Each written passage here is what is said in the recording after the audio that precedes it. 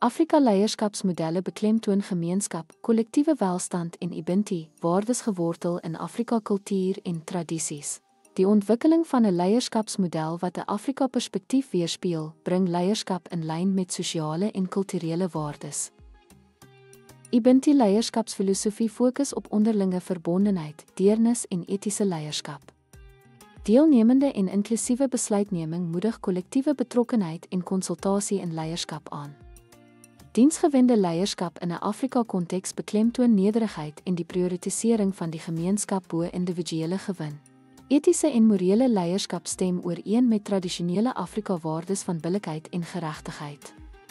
Transformasionele leierskap met 'n kulturele fondament integreer veranderingsleierskap met respek vir erfenis en tradisie.